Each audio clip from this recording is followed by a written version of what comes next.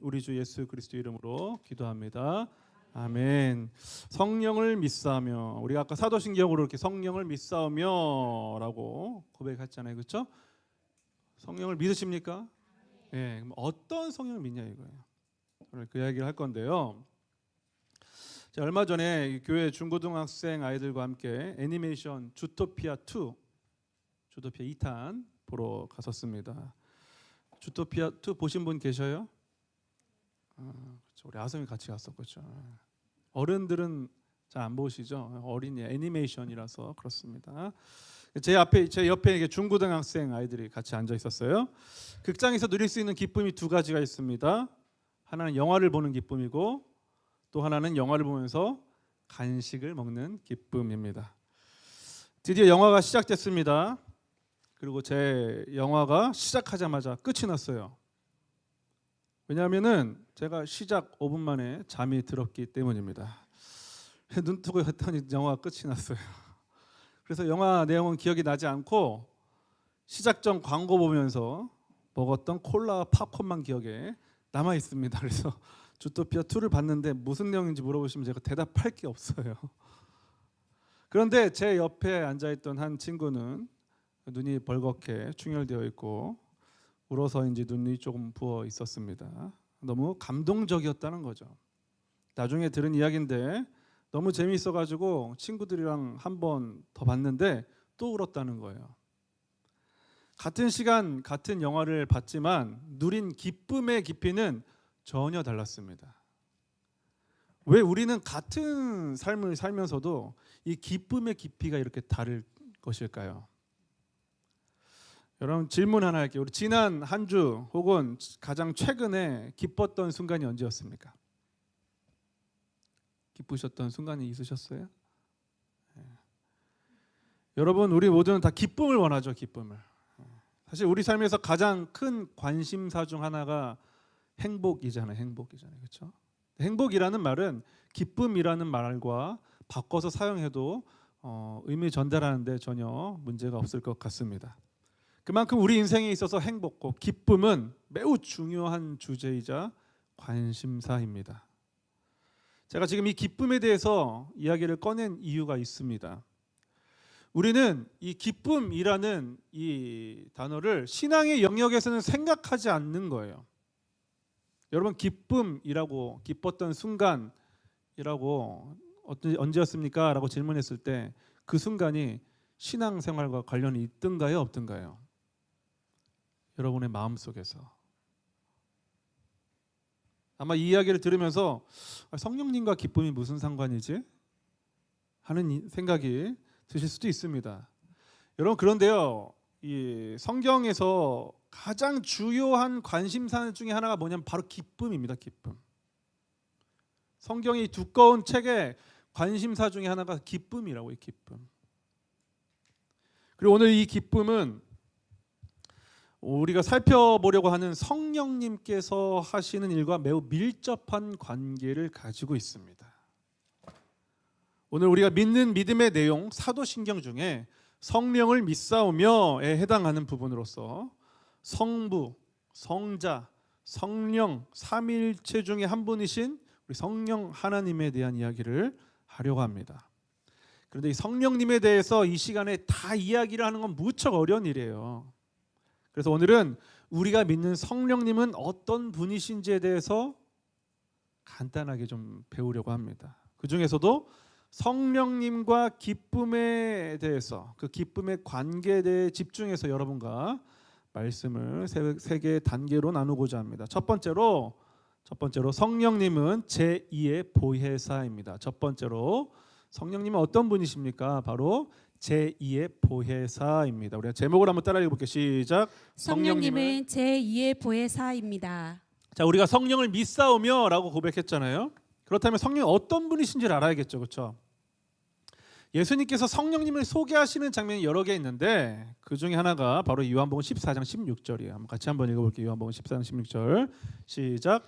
내가 아버지께 구할 것이니 아버지께서 너희에게 다른 보혜사를 보내셔서 너희와 영원히 함께 있도록 하실 것이다. 자, 예수님께 성령님을 뭐라고 소개하십니까? 다른 보혜사라고 라고 소개하죠. 그분이 영원히 함께 계실 것이다 라고 이야기합니다. 그러니까 성령님을 다른 보혜사라고 부르는 거예요. 여기서 보혜사라는 말은 곁에서 돕는 자, 함께하는 자, 변호자라는 뜻을 가지고 있습니다. 그러니까 호칭입니다. 호칭. 첫 번째 보혜사겠죠. 첫 번째 보혜사는 바로 누구시냐면 예수님이세요. 그리고 다른 보혜사 누구예요? 성령님이십니다. 성령님은 예수님께서 하늘로 올라가신 이후에도 예수님께서 하시던 일, 그 사역을 계속 하도록 도우시는 분이 바로 성령님이시라고 소개하고 있는 거예요. 그러니까 예수님께서 하시던 일을 예수님께서 이제 하늘 올라가신 다음에 할 분이 안 계시니까 그 역할을 그대로 이어서 지속적으로 하도록 돕는 분이 바로 성령님이신데 그 역할을 하신다는 겁니다. 그 역할을. 그것만 하신다라는 건 아니고 그 역할도 하신다는 겁니다. 이해되시죠? 그걸 보혜사, 제2의 보혜사, 다른 보혜사, 제2의 보혜사라고 하는 거예요. 그러니까 성령님은 예수님을 대신하는 분이 아니라 예수님이 하시던 일을 우리 안에서 계속 하시는 분이세요. 자, 그렇다면은 성령님께서 제2의 보혜사시라면은 제1 보혜사이신 예수님은 이 땅에 오셔서 어떤 일을 하셨습니까? 자, 예수님은 죄의 문제를 해결해서 우리를 구원하러 오셨죠. 그렇죠? 구원하신 거예요. 구원이 뭡니까? 하나님과 죄로 인해서 하나님과의 멀어진 관계를 회복시키는 것. 그래서 다시 그 관계를 붙이는 게 바로 구원이죠. 죽어서 천국 가는 게 구원이 아니라 그건 아주 단편적인 이야기인 것이고 하나님과 멀어졌던 관계가 다시 붙어지는 게 바로 구원이라고 그랬어요. 그렇죠? 그래서 이 땅을 사는 동안 구원을 누리고 죽어서도 구원을 누린다라고 이야기했습니다. 구원은 연속적인 거예요.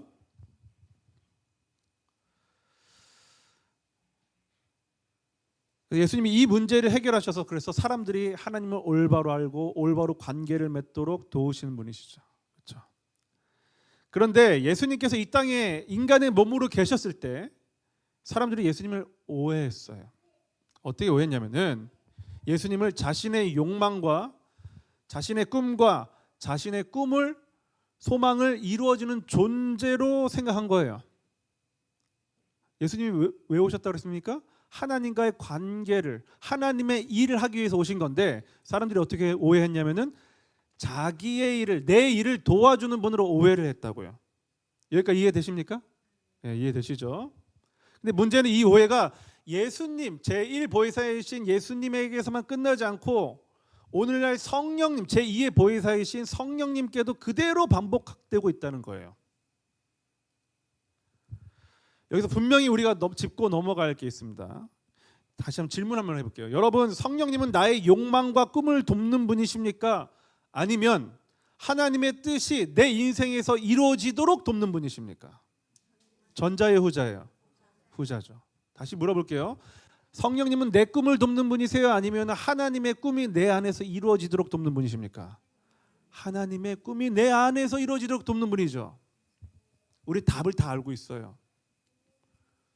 성령님은 하나님의 뜻이 내 인생에서 이루어지도록 돕는 분이시라고요.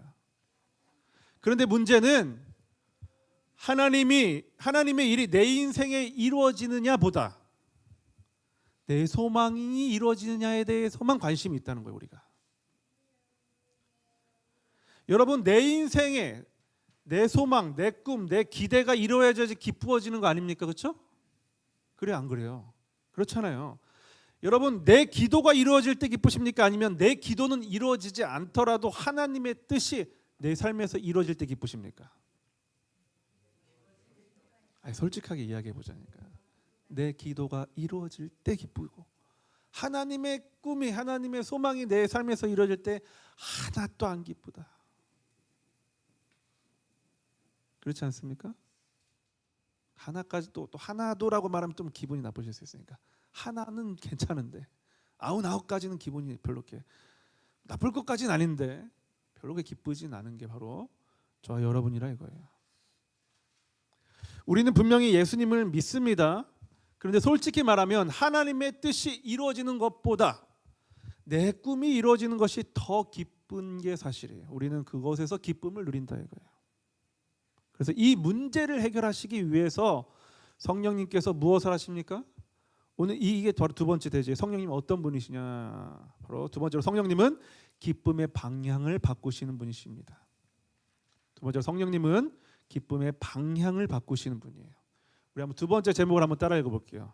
자, 우리 입을 벌려서 고백하는 겁니다. 시작. 성령님은 기쁨의 방향을 바꾸시는 분이십니다. 예, 우리 사도행전 13장 52절 말씀 읽어볼게요. 시작. 제자들은 기쁨과 성령으로 충만했습니다. 보시죠. 기쁨과 성령 세트입니다. 성령은 기쁨하고 세트예요.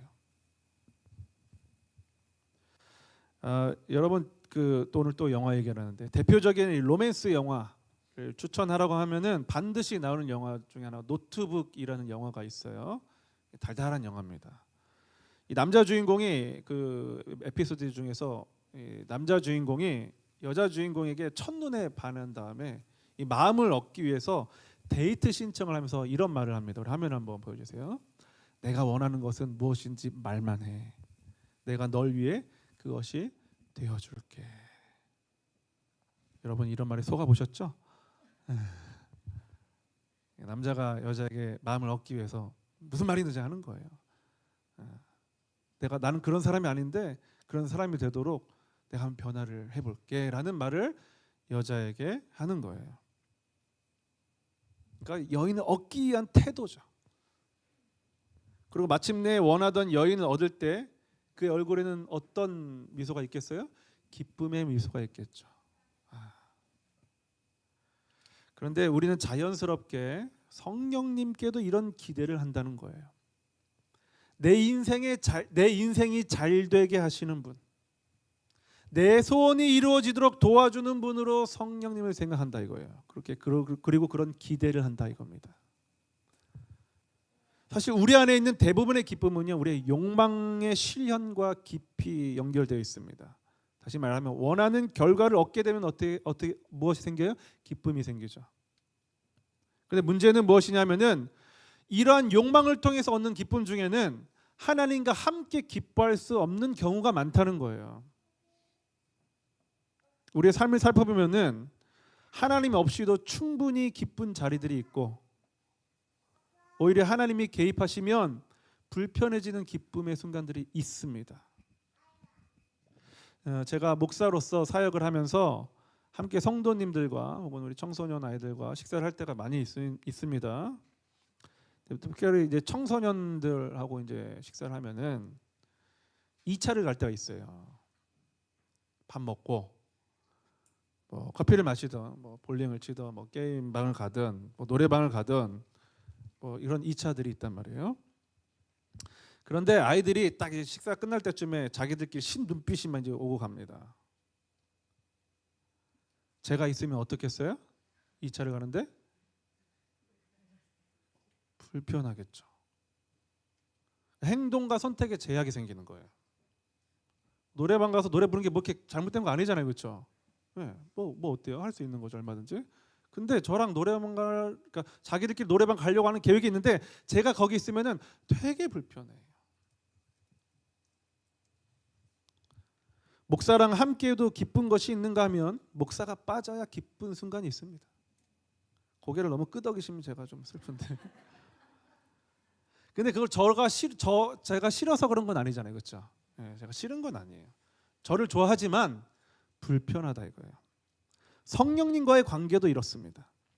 마찬가지예요. 성령님이 내 안에 오시는 것이 싫은 것은 아니에요. 그러나 함께하기에는 불편한 것들이 있다는 겁니다. 이것이 신자의 현실입니다. 그런데 그렇게 성령님과 함께 기뻐하기 불편한 모든 것들이 죄라고 할 수는 없어요. 다 죄는 아닙니다. 그런 것들은 죄는 아니지만 그러한 것들이 성령님과 멀어지게 하거나 더 이상 가까워질 수 없게 한다는 사실을 우리는 알아야 합니다. 죄는 아니지만 멀어지게는 할 수 있어요. 그리고 더 이상 가까워질 수는 없습니다. 왜냐하면 하나님보다 더 나를 움직이게 하는 어떤 기쁨이 생기는 순간 어떤 현상이 일어나냐면 그 기쁨은 반드시 하나님 밀어내게 되어 있습니다. 말했잖아요. 저를 아이들이 좋아해도 제가 가면은 밀어내는 거죠. 티는 안 내지만 밀어낸다 이거예요. 적당히 알아서 비켜줬으면 하는 기대를 갖고 있어요. 그래서 성령님이 우리 안에서 일하기 시작하면은 우리 안에서는 정리가 일어납니다. 이건 해야 될 것과 하지 말아야 될 것에 대한 정리가 일어나기 시작해요. 성령님은요, 기쁨을 없애시는 건 아니에요. 성령님도 기쁨을 좋아하십니다. 기쁨의 성령님이세요. 우리가 조금 전에 읽어본 사도행전 13장 52절에서도 제자들이 기뻐하시는 장면이 나오는데, 이 제자들이 언제 기뻐하냐? 환난과 박해 가운데 기뻐하는데 기쁨과 성령으로 충만했다라고 기록하고 있습니다. 성령님은 기쁨을 즐거워하시는 분이세요. 박해와 환난 가운데서도 함께 하시면서 성도들에게, 제자들에게, 신자들에게 기쁨 주기를 원하신다고요.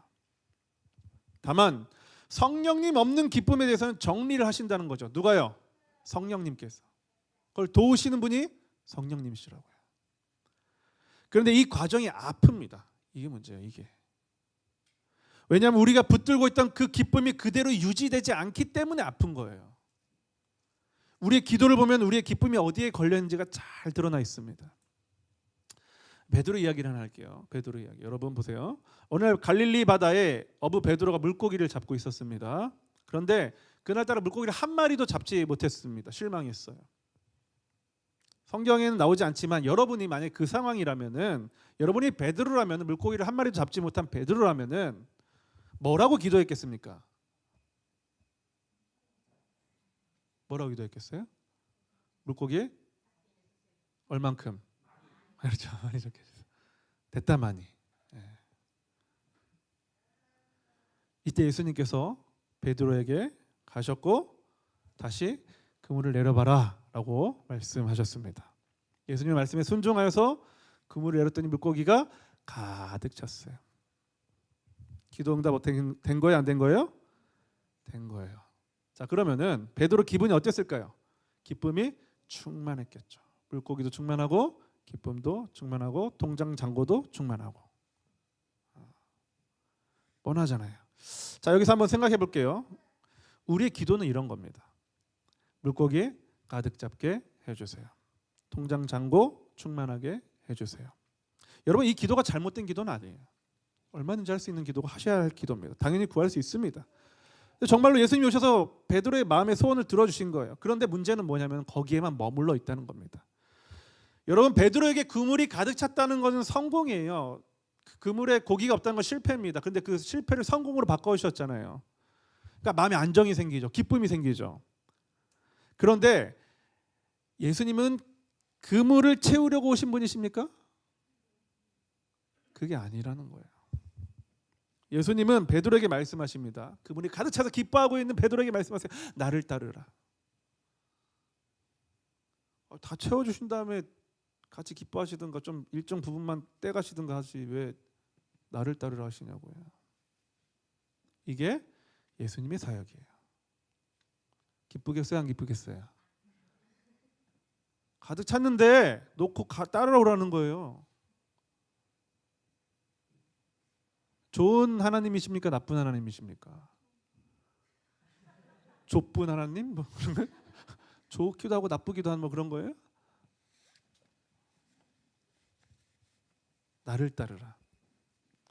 우리가 만약에 베드로라면은 이 말을 듣고 기뻐할 수 있겠습니까? 예수님의 관심은 그물이 아닙니다.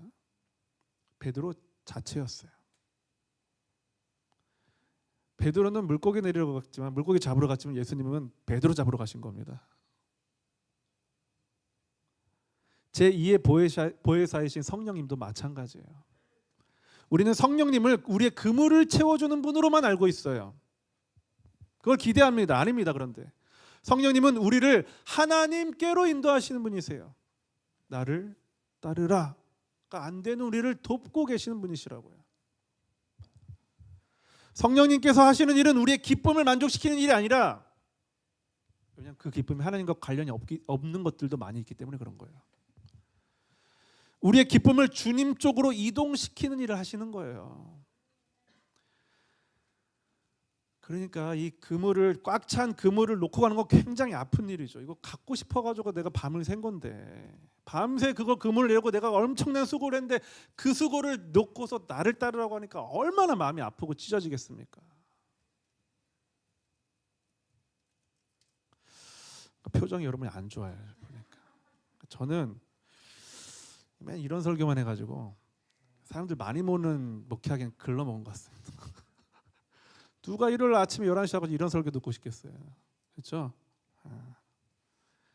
여러분, 하나님이 축복하십니다. 기도하면 응답됩니다. 이런 설교 듣는 거 좋아하지. 누가 하나님께서 나를 부르시라고 하시는 금을 내리고 가십시오 이런 거 하면 누가 좋아하겠냐고요.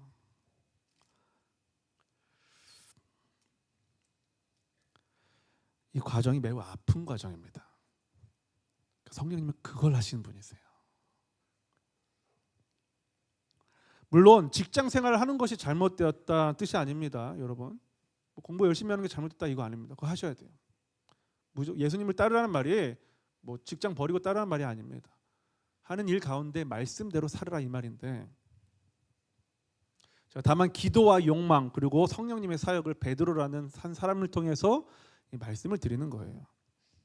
그래서 우리는 이 질문 앞에 서게 됩니다. 나는 지금 무엇으로 기뻐하고 있는가? 여러분, 무엇으로 기뻐하고 계십니까?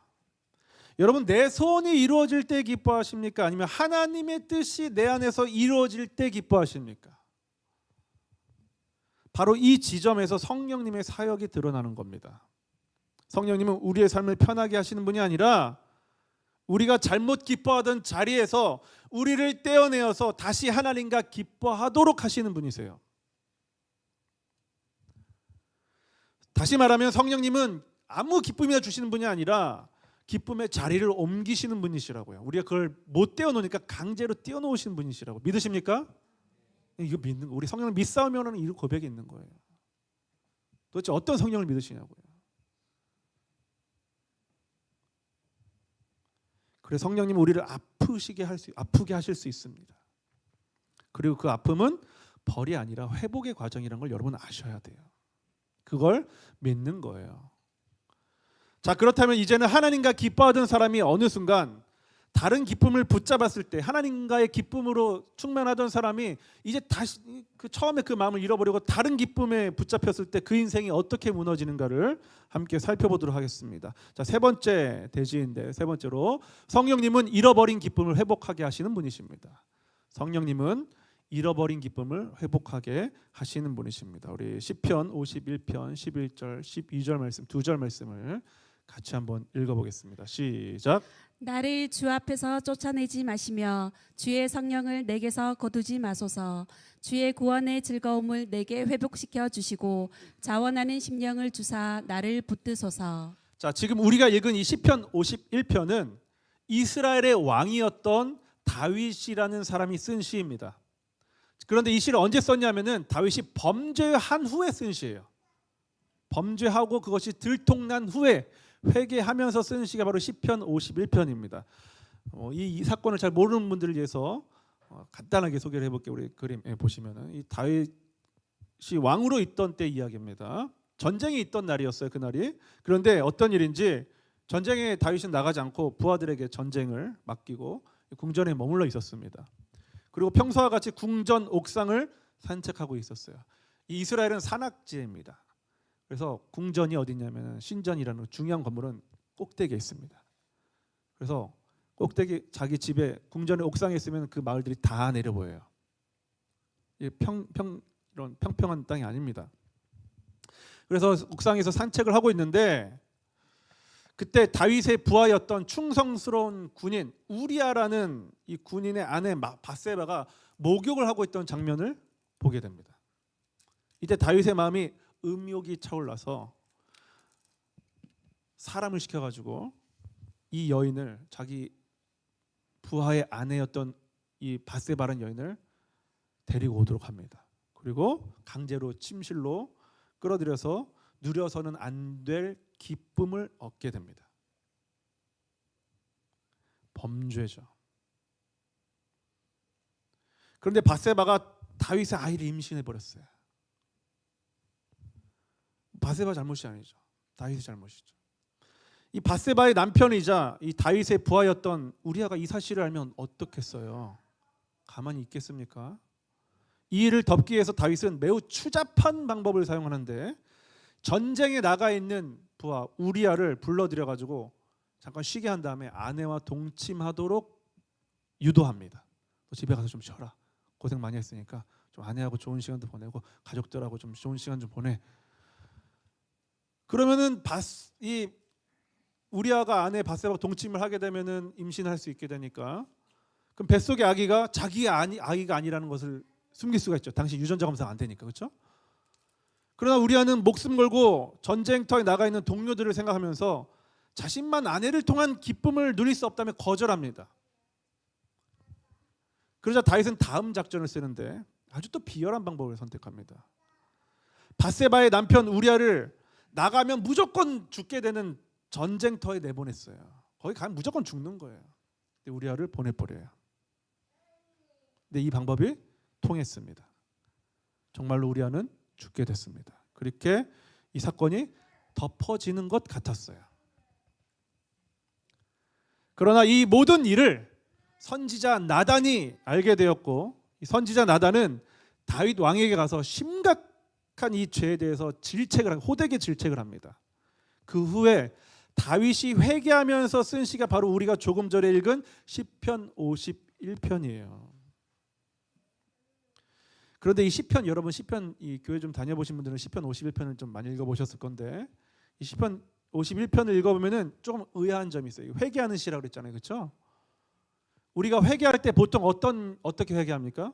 우리 죄의 목록들을 나열하죠. 뭐 이를테면은 하나님 정 목사님이 설교를 너무 길게 해가지고 좀 미워했습니다. 막 용서해 주세요. 이런 거 하는 거잖아요, 그렇죠? 예. 여러분 지금 여러분이 다윗이라면 회개기도 어떻게 해야 됩니까? 뭘 회개해야 돼요? 하나님 제가 부하의 아내를 탐했습니다. 그 후에 추잡한 계획을 세워서 덮으려고 했습니다.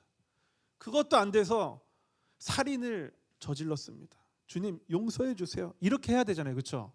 시편 50편을 보면 그런 이야기들이 하나도 없어요. 자기 죄에 대한 목록들이 없습니다. 회개를 하는데요, 대신 자신의 죄를 인정하면서 이렇게 기도했어요.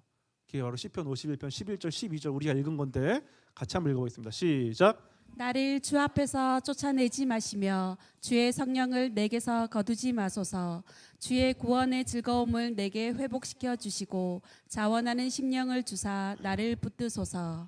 뭐라고 이야기합니까? 주님 앞에서 쫓아내지 마시고 주의 성령을 내게서 거두지 마시옵소서. 그리고 이렇게 말이죠. 12절에서 주의 구원의 즐거움을 내게 어떻게 해달라고요? 회복시켜 주시고. 다시 물어볼게요. 여러분 지금 다윗이 무엇을 회복시켜 달라고 말합니까? 구원의 즐거움. 왜 구원의 즐거움을 회복시켜 달라고 말할까요? 지금 다윗은 어떤 상태에 있었던 거예요? 구원의 즐거움을 잃어버렸던 거예요. 그래서 그 기쁨을 회복시켜 달라고 기도하고 있는 겁니다. 여기서 말하는 구원의 즐거움은 여러분 단순히 어느 집회에서 회심했을 때 처음 느꼈던 그 황홀한 어떤 특별한 눈물의 그 감동의 순간을 한순간만을 이야기하는 게 아니에요. 그 후에 하루하루 켜켜이 쌓인 하나님과의 관계에서 오는 그 즐거움, 그 기쁨을 말하는 겁니다. 그 구원의 즐거움이란 것은. 이 말은 다윗이 범죄하게 된 이유와 깊은 관련이 있어요. 왜 그날 다윗은 밧세바를 취했느냐 이거예요. 여러분 지금 다윗이 우리아의 아내 밧세바를 범한 이유가 뭡니까? 취한 이유가 뭡니까? 음란해서요? 아닙니다. 그게 아니에요. 여러분 그렇게 알고 계시죠? 잘못 알고 계시는 거예요. 음란해서 그런 게 아니에요. 여러분 남자들은 늘 음란해요. 24시간 음란해요.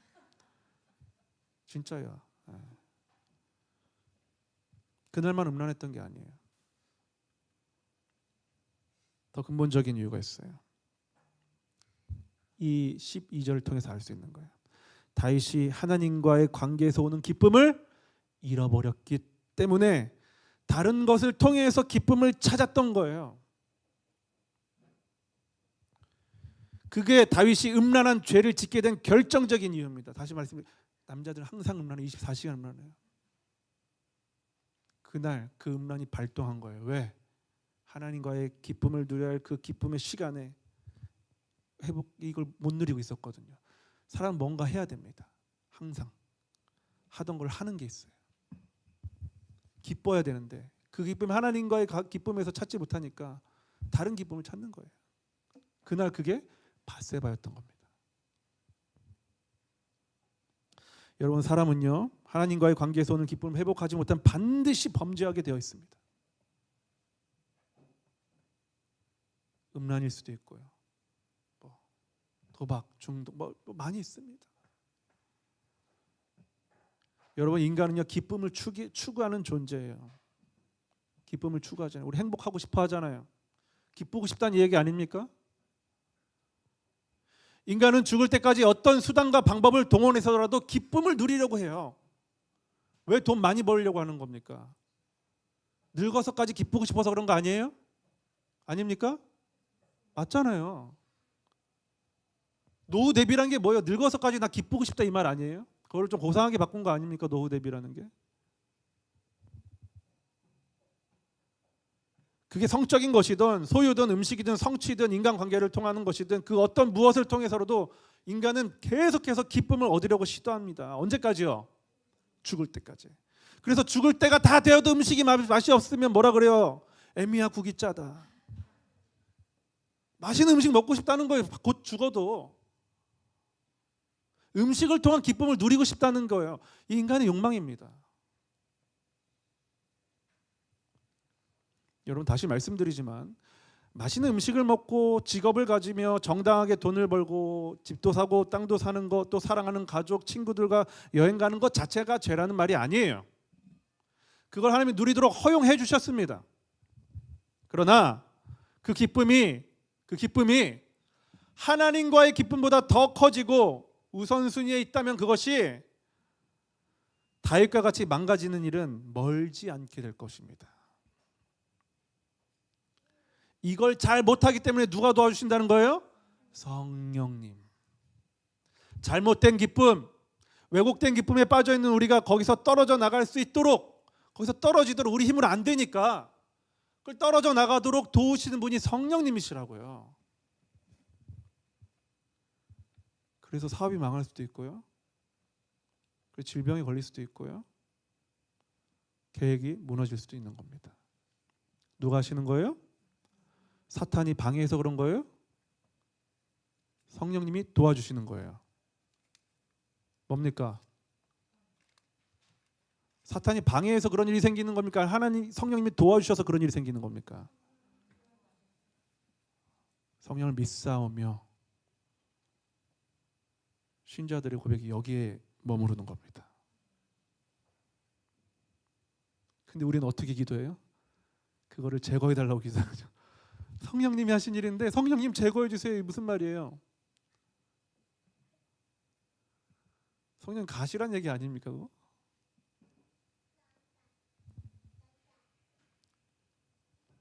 그래서 성령님께서 나단 선지자를 시켜서 다윗의 추잡한 범죄의 사실을 여기 있는 우리까지 알도록 만천하에 공개를 하신 거예요. 왜 그럴까요? 다윗을 망신줘서 망가뜨리기 위해서가 아니라 다시 그를 살리기 위해서입니다. 그래서 다윗의 이 추잡하고 부끄러운 일이 성경에 기록되도록 하신 거예요. 누가요? 성령님께서. 모든 성경은 하나님의 감동으로 된 것으로 이것을 드러내어서 다윗도 살리고 저와 여러분도 살리려는 의도를 하신 거예요. 그러나 다윗의 그때 마음이 어떻겠어요? 얼마나 슬프고 창피하고 망신스러웠겠습니까? 그래서 우리는 이런 것들을 개망신이라고 생각하고 또 아픔이라고 생각하고 상처라고 생각해요. 그게 아니라 이거예요. 그걸 왜 아픔과 상처로 해석하면 안 된다는 겁니다. 그렇게 하지 말라 이거예요. 성령님께서 어떻게 해주시는 거예요? 도와주시는 거예요. 여러분, 죄가 드러나는 건요 성령님께서 도와주시는 거예요. 우린 그걸 감추려고 하지만 죄가 드러나야지 회개한다고. 인간은 얼마나 추잡한지. 죄가 드러나기 전까지는 아니라고 자기 최면을 걸어요. 그리고 시간이 지나면 정말 자기가 죄를 안 지었다고 착각해요. 자기 기만을 버립니다.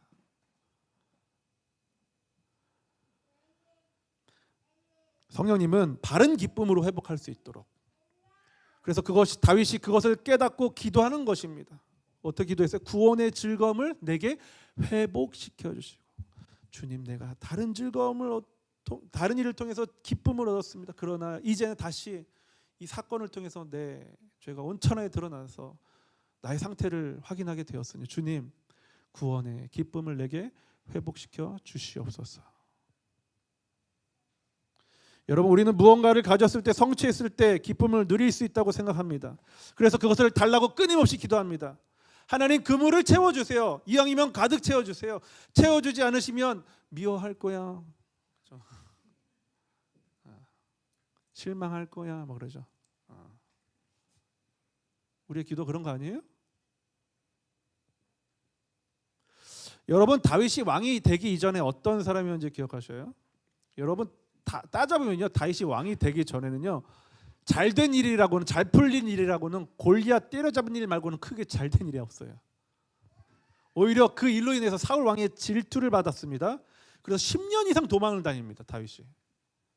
가족도 잃었습니다. 친구도 잃었습니다. 스승도 잃고 믿었던 동료들에게는 배신도 당합니다. 뭘 얻었어요, 다윗이? 아무것도 얻지 못했어요. 그러나 다윗은 늘 하나님과 가까웠습니다. 그래서 그는 이렇게 고백해요. 여호와는 나의 목자시니 내게 부족함이 없으리로다. 부족함이 뭐라고요? 없으리로다. 없기는 뭐가 없어요. 다 잃었는데 있는 게 없는 거지. 또 이렇게 고백합니다. 그가 나를 풀밭에 누이시며 쉴만한 물가로 인도하시는도다. 여러분, 다윗은요, 사울 왕의 위협을 피해서 10년 이상 도망 다녔습니다. 광야에서 10년이나 다니는 건 정말 힘든 일이에요. 말이 안 되는 일입니다. 뭐 이런 표현이 그렇죠. 집도 절도 없이. 여러분, 집에서 쉬는 게 좋지 풀밭에 쉬는 게 뭐가 좋아요? 뭐 하루 이틀이지 그것도. 10년 이상을 풀밭에 쉬면 좋겠어요?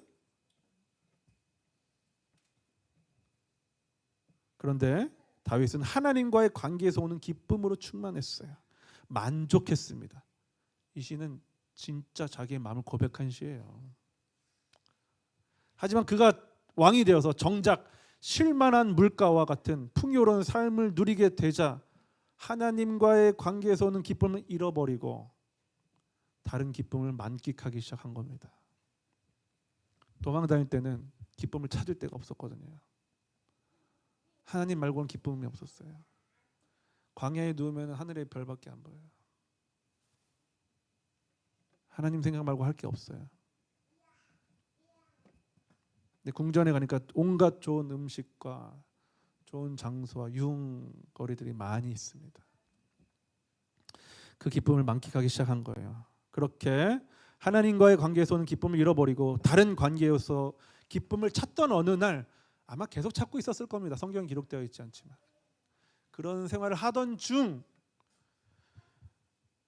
밧세바가 목욕하던 모습을 보고서 음란한 마음이 솟아올라서 그날 취하게 되는 큰 범죄를 저지르게 된 겁니다.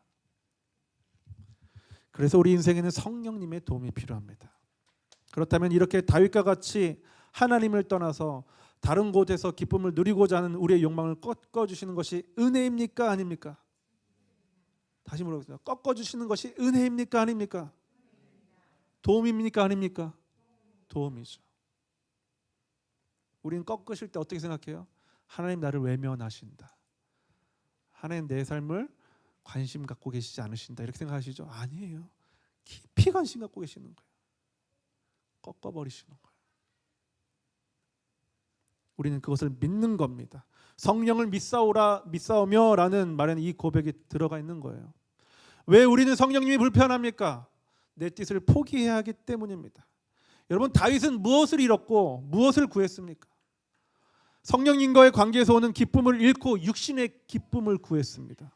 그렇기 때문에 우리의 기도는 내 욕망의 성취가 아니라 하나님 관계에서 오는 기쁨을 회복하게 해달라고 하는 기도로 나아가야 하는 겁니다. 그리고 내 안에서 하나님의 일이 이루어지도록 하나님 나를 사용하여 주시옵소서라고 기도해야 되는 거예요.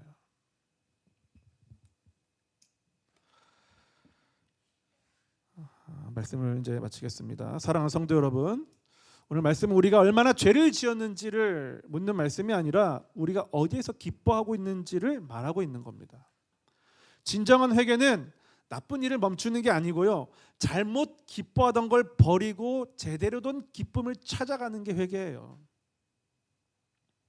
여러분은 무엇으로 기쁨을 누리고 계십니까? 오늘 이 말씀을 통해서 성령님과의 동행 가운데 기쁨을 누리시기를 바랍니다. 불편한 지점이 있어도 그것을 은혜로 인정하고 기꺼이 받아들일 수 있는 부드러운 마음을 소유할 수 있기를 우리 주 예수님 이름으로 축복합니다. 자, 우리 다 같이 이 자리에 일어나시겠습니다. 찬양할 건데 오늘 이 말씀을 통해서 아직 성령님과의 기쁨을 모르시는 분들은 좀 그 기쁨을 알게 해달라고 소망하시고, 또 그 기쁨을 잃어버린 분들은 회복하게 해달라고 소망하는 가운데 회개하며 주님 앞에 나아갔던 다윗의 마음으로 함께 찬양하도록 하겠습니다.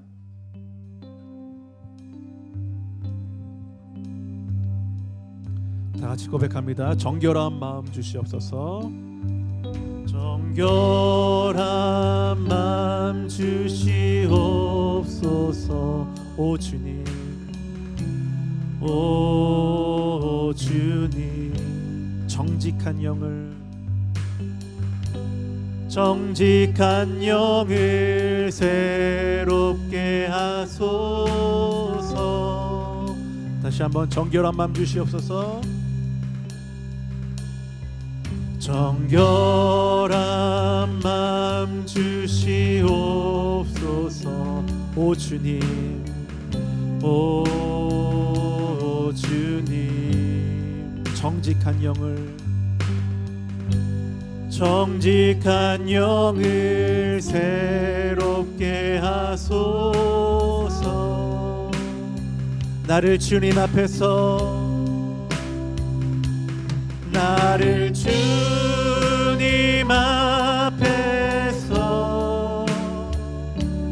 멀리하지 마시고 주의 성령을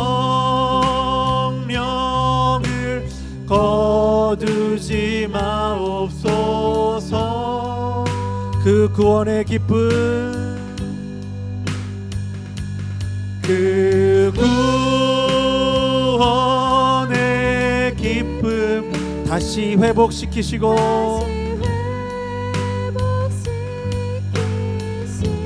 변치 않는 마음 내 안에 주소서. 변치 않는 마음 내 안에 주소서. 다시 한번 고백합니다. 나를 주님 앞에서 멀리하지 마시고, 나를 주님 앞에서 멀리하지 마시고,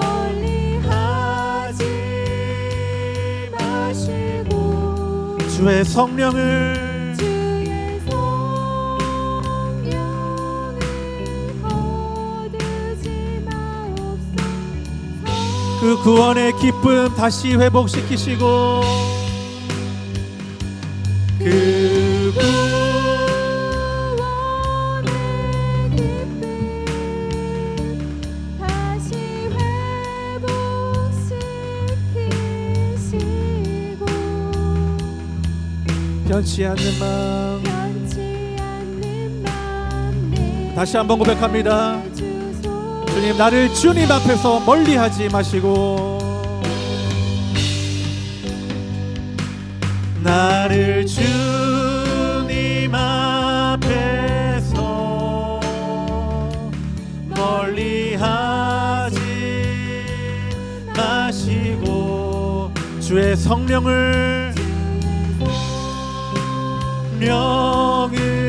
거두지 마옵소서. 그 구원의 기쁨 다시 회복시키시고, 그 구원의 기쁨 다시 회복시키시고 변치 않는 마음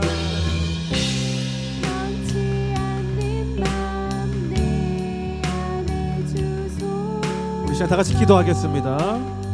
기도하실 때에 지금 다윗이 고백하였던 것처럼 우리가 어디서 기쁨을 찾고 있는지 확인하시길 바랍니다. 다윗처럼 이렇게 기도하는 거예요. 성령을 통한 기쁨을 회복하여 주시옵소서. 그 기쁨이 내 안에 영원토록 머물게 하여 주시옵소서. 여러분의 죄를 회개하십시오. 어떤 죄입니까? 하나님 아닌 것에서 기뻐하던 그 죄를 회개하라 이거예요. 우리 시간에 다 같이 이 죄를 회개하면서 주님 그 구원의 기쁨을 회복시키는 시간 되게 하여 주시옵소서. 주여 한번 외치시고 기도합니다. 주여